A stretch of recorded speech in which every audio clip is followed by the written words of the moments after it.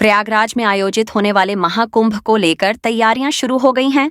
शासन और प्रशासन की ओर से महाकुंभ में आने वाले श्रद्धालुओं के लिए सभी इंतजाम किए जा रहे हैं। महाकुंभ मेले में शाही स्नान पौष पूर्णिमा से शुरू होकर महाशिवरात्रि तक चलने वाला है।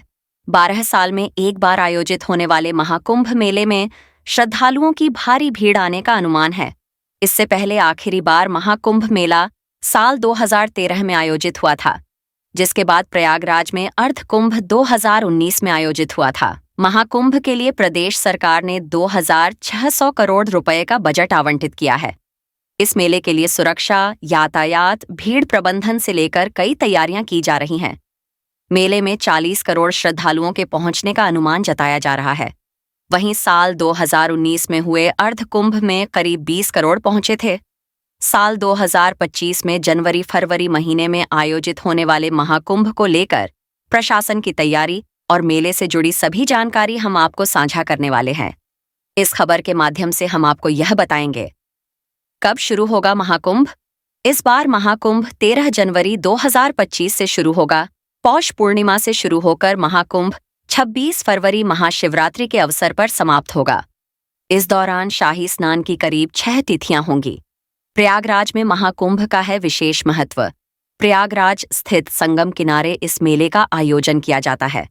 संगम में जहां गंगा और यमुना नदी का साक्षात रूप से संगम होता है, वहीं इस संगम में सरस्वती नदियों का अदृश्य रूप से मिलन होता है, जिस वजह से इस स्थान का महत्व और भी बढ़ जाता है। वैसे तो अर्धकुंभ प्रयागराज के अलावा हरिद्वार, उज्जैन और नासिक में भी हर 6 वर्ष पर आयोजित होता है, लेकिन प्रयागराज में आयोजित होने वाले अर्धकुंभ और महाकुंभ की महत्ता ज्यादा मानी जाती है।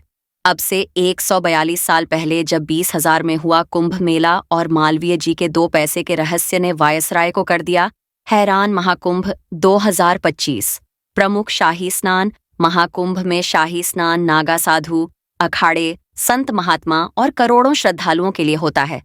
इस शाही स्नान का विशेष महत्व माना जाता है।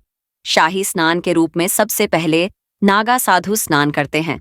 हर अखाड़ा अपने लाव लश्कर के साथ संगम तट पर पहुंचे हैं। इस दौरान सभी नाचते गाते संगम तट पर पहुंचते हैं और स्नान करते हैं। 13 जनवरी महाकुंभ 2025 से शाही स्नान की शुरुआत होती है। 13 जनवरी को प्रथम शाही स्नान रहेगा। यह स्नान पौष पूर्णिमा के अवसर पर होता है। 14 जनवरी मकर संक्रांति के शुभ अवसर पर भी शाही स्नान का भव्य आयोजन किया जाएगा। संक्रांति पर संगम स्नान का कई महत्व माना जाता है। 29 जनवरी मौनी अमावस्या के अवसर पर शाही स्नान रहेगा। 29 जनवरी के दिन स्नान के साथ दान का भी महत्व माना जाता है। 3 फरवरी माघ महीने में बसंत पंचमी के मौके पर भी शाही स्नान होना है। 12 फरवरी माघ पूर्णिमा के शुभ अवसर पर भी शाही स्नान रहेगा। 26 फरवरी महाशिवरात्रि के मौके पर अंतिम शाही स्नान किया जाएगा। इस स्नान के बाद महाकुंभ मेला अपने समापन की ओर बढ़ चलता है। आस्था, अध्यात्म और धर्म का महासमागम। जाने कब, क्यों और कैसे शुरू हुआ महाकुंभ मेला। प्रधानमंत्री ऑफिस से होगी निगरानी। महाकुंभ को लेकर प्रदेश और केंद्र सरकार अलग अलग तैयारियां कर रही हैं।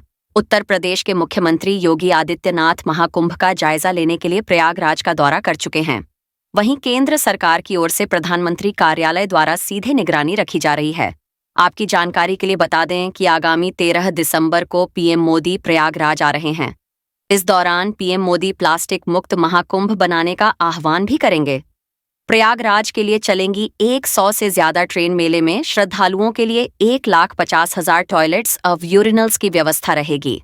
इसके साथ ही 10,000 से ज्यादा सैनिटेशन वर्कर्स इस पूरे मेले में स्वच्छता का ध्यान रखेंगे।